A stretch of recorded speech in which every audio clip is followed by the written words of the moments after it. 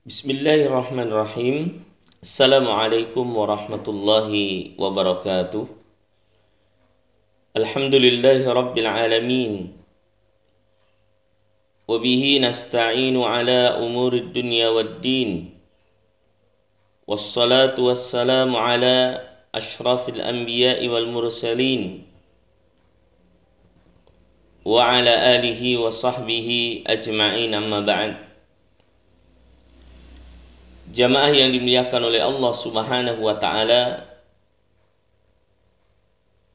pada kesempatan ini kita akan menjelaskan tentang Kitabul Ilm, tentang ilmu,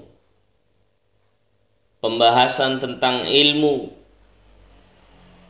karena pentingnya seseorang untuk mengetahui dan memiliki ilmu yang benar.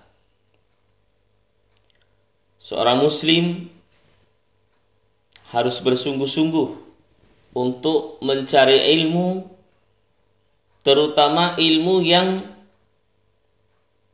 paling wajib untuk dipelajari, yaitu ilmu tentang ad-din, ilmu agama, yang tidak ada seorang pun lepas dari kewajiban mempelajarinya, yaitu ilmu tentang akidah, ilmu tentang ibadah, yang bisa mengantarkan seseorang semakin dekat kepada Allah Subhanahu wa ta'ala. Kita akan sebutkan beberapa keutamaan daripada ilmu ini. Tentu banyak sekali keutamaannya berdasarkan dari Al-Quranul Karim dan hadis-hadis Nabi Shallallahu Alaihi Wasallam dan perkataan-perkataan para ulama kita tentang ilmu ini. Namun kita akan sebutkan beberapa hal yang terkait dengan ilmu ini. Di antara keutamaan ilmu, Allah Subhanahu wa ta'ala mengangkat derajat orang-orang yang berilmu di dunia dan tentunya di akhirat kelak. Allah Subhanahu wa ta'ala berfirman di surat Al-Mujadilah ayat yang ke-11. Yarfa'illahu alladhina amanu minkum walladhina utul ilma darajat wallahu bima ta'maluna khabir. Allah Subhanahu wa ta'ala mengangkat orang-orang yang beriman di antara kalian dan orang-orang yang berilmu dengan beberapa derajat. Dan Allah Subhanahu wa ta'ala Maha mengetahui apa yang kalian kerjakan. Ayat ini menjelaskan tentang keutamaan yang Allah Subhanahu wa ta'ala akan berikan kepada orang-orang yang memiliki al-ilmu, orang-orang yang memiliki ilmu. Yang kedua, hadis dari Nabi Shallallahu Alaihi Wasallam yang diriwayatkan oleh Utsman radhiyallahu anhu, di mana Nabi Shallallahu Alaihi Wasallam bersabda, khairukum man ta'allama al-Qur'ana wa 'allamahu. Sebaik-baik kalian adalah orang yang belajar Al-Qur'an dan mengajarkannya. Hadis yang diriwayatkan oleh Imam Bukhari rahimahullahu taala. Allah Subhanahu wa taala melalui lisan Rasulullah Sallallahu Alaihi Wasallam menjelaskan bahwasannya sebaik-baik manusia, sebaik-baik di antara kalian adalah orang yang belajar Al-Quran. Berarti ini tentu mempelajari kitabullah, di mana kitabullah adalah kalam Allah Subhanahu wa taala yang paling wajib untuk dipelajari. Khairukum man ta'allama al-Qur'ana wa 'allamahu. Sebaik-baik kalian adalah yang mempelajari Al-Qur'an dan mengajarkannya. Ini. Jadi setelah dia mempelajari, ya dia amalkan, kemudian dia bisa ajarkan kepada orang lain. Kemudian beberapa riwayat yang atau ayat dan hadis-hadis Nabi Shallallahu Alaihi Wasallam yang menunjukkan tentang keutamaan untuk mencari ilmu itu, untuk talabul ilmi dan mengamalkannya. Di antaranya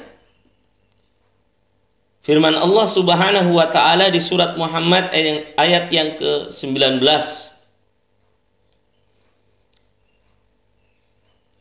Fa'lam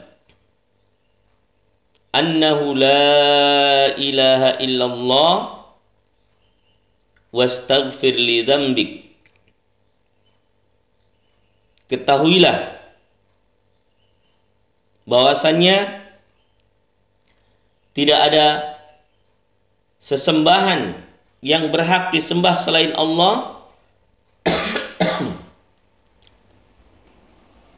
wastaghfir li dzambik, dan mohon ampunlah dari dosa-dosa kalian, walil mu'minina wal mu'minat, dan dari orang-orang yang beriman laki-laki dan perempuan. Allah Subhanahu wa taala menyebutkan di permulaan ayat ini fa'lam, ketahuilah. Al-Imam Al-Bukhari rahimahullah ta'ala menyebutkan ayat ini dalam Sahih Bukhari, bab al-ilmu qabla al-qawli wal amal, yaitu pentingnya ilmu sebelum mengucapkan dan mengamalkan sesuatu. Dan memang kita dituntut untuk mengetahui apa yang kita ucapkan, apa yang kita kerjakan. Karena Allah Subhanahu wa taala mengingatkan kita, wala taqfu ma laysa laka bihi ilm, innas sam'a wal basar wal fuad kullu ulaika kana anhu mas'ula. Janganlah kalian mengikuti sesuatu yang tidak ada pengetahuan di dalamnya, tidak ada ilmu. Ya, karena ketika kita mengikuti sesuatu, apalagi di zaman fitnah yang tidak ada ilmu di dalamnya, maka kita bisa tersesat. Bahkan Allah Subhanahu wa taala mengatakan, wa in tuti' aktsara man fil ardi yudilluka an sabilillah. Jika kalian mengikuti kebanyakan manusia, maka bisa saja menyesatkan kalian dari jalan Allah Subhanahu wa taala. Dan disinilah pentingnya ilmu yang bisa membedakan mana yang hak, mana yang batil. Inilah keutamaan untuk talabul ilmi. Yang kedua, firman Allah Subhanahu wa taala di surat Thaha ayat yang ke-114, di mana Allah Subhanahu wa taala mengajarkan kepada Nabi untuk meminta tambahan, untuk berdoa, meminta tambahan ilmu. Wa qur rabbi zidni ilma, dan katakanlah wahai Muhammad, ya Rabb kami, tambahkanlah kepada aku ilmu.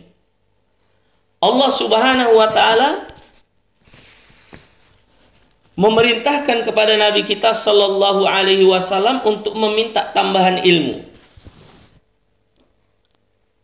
Coba kita bayangkan dan kita renungkan, kita analisis dan fahami ayat ini.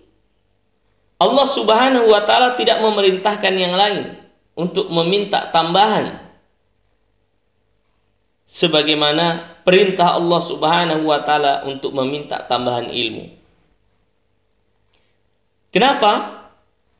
Karena ketika seseorang itu semakin berilmu, memiliki pemahaman yang baik, memiliki kedalaman ilmu, maka dia akan melahirkan rasa takut kepada Allah Subhanahu wa taala.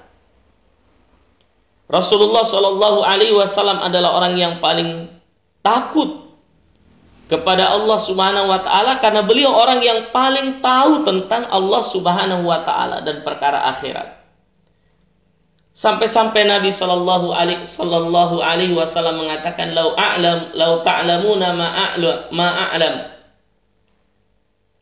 "Lau ta'lamuna ma a'lam," seandainya kalian mengetahui apa yang aku ketahui, la dhahiktum qalilan wa la bakaitum katsira.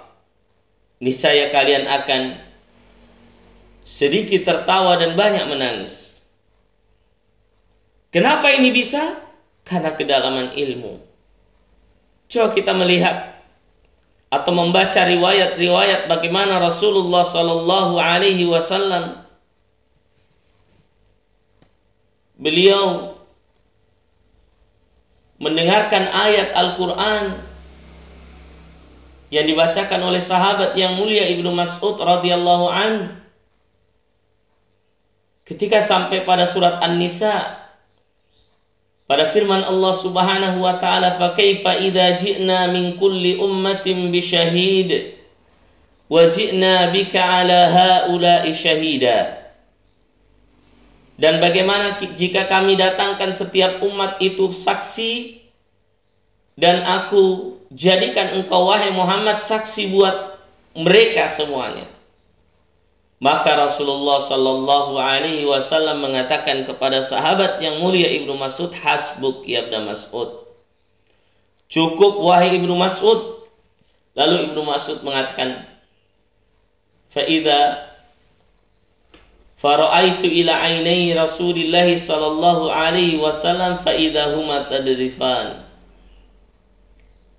Aku melihat kepada kedua mata Nabi Shallallahu Alaihi Wasallam, ternyata kedua mata beliau telah basah dan berlinang dengan air mata. Kenapa ini bisa terjadi? Karena kedalaman ilmu Rasulullah Shallallahu Alaihi Wasallam, begitu pula para sahabat, para orang-orang soleh dari umat ini. Kemudian jamaah yang dimuliakan oleh Allah Subhanahu wa taala, menuntut ilmu, mencari ilmu, belajar adalah bagian daripada jihad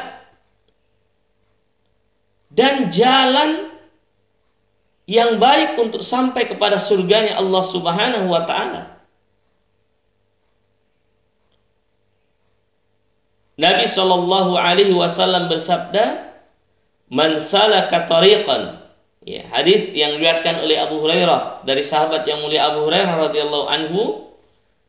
Beliau berkata bahwasanya Rasulullah Shallallahu Alaihi Wasallam bersabda, "Man salaka tariqan yaltamisu fihi ilman, sahhalallahu lahu bihi tariqan ilal jannah." Hadis ini diriwayatkan oleh Imam Muslim. Siapa yang meniti satu jalan yang mana dia keluar dari rumahnya untuk menuntut ilmu, meniti jalan itu untuk menuntut ilmu, sahhalallahu lahu bihi tariqan ilal jannah, maka Allah Subhanahu wa taala akan memudahkan jalannya ke surga. Kenapa mudah? Karena orang yang menuntut ilmu jadi tahu mana yang halal, mana yang haram, sehingga dia bisa tinggalkan yang haram, dia bisa ambil yang halal, mana yang wajib, mana yang sunnah, mana yang mubah. dia bisa lakukan yang wajib, dia kerjakan yang sunnah, dan dia tinggalkan hal-hal yang mubah yang mungkin berlebihan. Ketika orang lain tidak tahu tentang amalan itu, dia tahu. Itulah kelebihannya orang yang berilmu dan menuntut ilmu. Allah akan mudahkan jalannya. Contoh, ketika seseorang yang menuntut ilmu, kemudian dia memahami ilmu itu, maka segala aktivitasnya bisa bernilai ibadah. Dalam keadaan apapun. Dia pahami doanya, dia pahami keutamaannya. Ketika orang lain tidur, dia bangun untuk sholat, pahala. Ketika orang lalai dan tidak paham tentang sunnah-sunnah tertentu, kemudian dia bisa kerjakan dengan sunnah itu.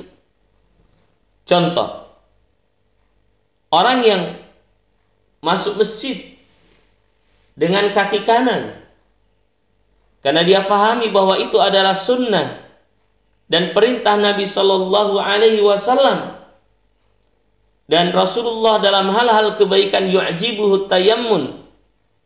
Nabi semua yang dalam kebaikan itu selalu mendahulukan yang kanan. Dia masuk dengan kaki kanan, pahala karena dia paham. Adapun orang yang jalan kemudian tidak paham apa sunnahnya masuk masjid, kebetulan kaki kanan, tentu dia melakukan itu karena kebetulan, bukan karena ilmu. Beda nilainya dan beda pahalanya dengan orang yang memahaminya. Jamaah yang dimuliakan oleh Allah Subhanahu wa taala, ya. Satu contoh di dalam firman Allah Subhanahu wa taala, ya. Ketika Allah Subhanahu wa taala menjelaskan tentang